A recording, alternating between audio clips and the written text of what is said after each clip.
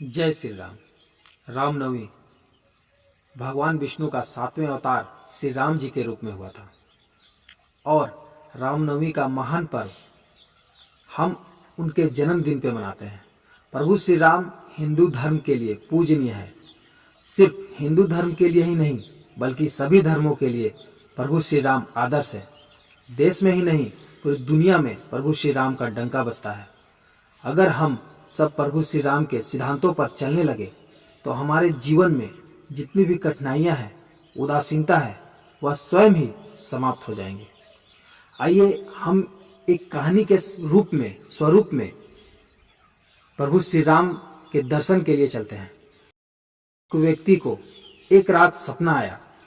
सपना में खुद चल के प्रभु श्री राम आए। उस भक्त का नाम था विष्णु।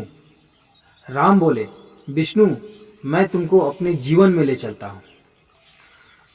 विष्णु तो सोया हुआ था और प्रभु श्री राम विष्णु के सपने में आए थे।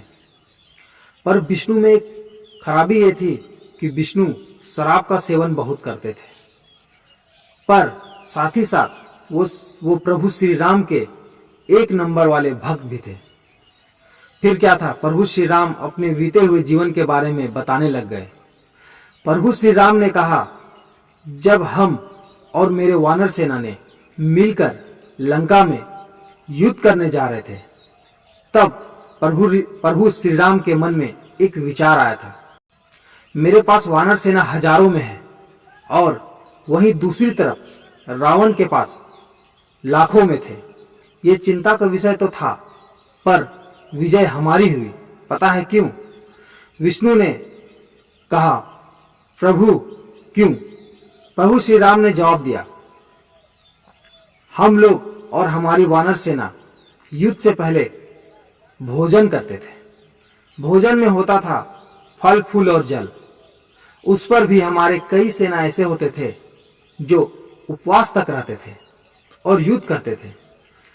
युद्ध कई दिनों तक चला, पर हमेशा से विजय हमारी वानर सेना की ही हुई, क्योंकि रावण के जितने भी सेना थे उनके लिए रावण युद्ध से पहले जो भोजन का प्रबंध कराते थे, उस भोजन में होता था जानवरों का मांस, मदिरा, भांग, गांजा, इस तरह का भोजन उपलब्ध रहता था रावण के राक्षस सेनाओं के लिए।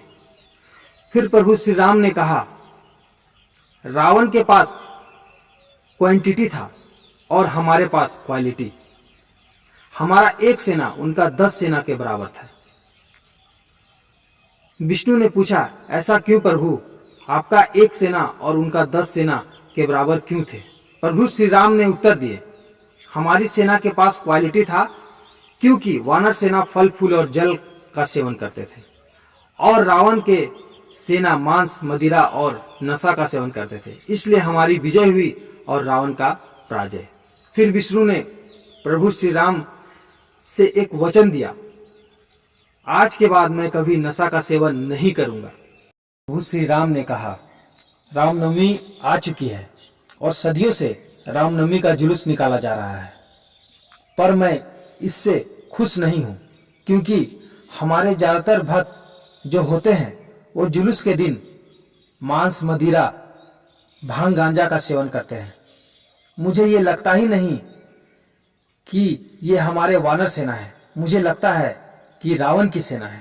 प्रभु श्री राम कहते हैं, हमारे जितने भी भक्त हैं, इस बार कोई भी रामनवमी के महान पर्व में शराब का सेवन, नशा का सेवन ना करे।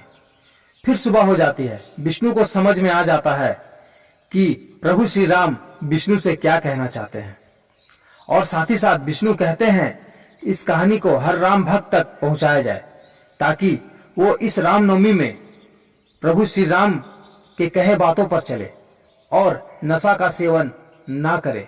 जय श्री राम।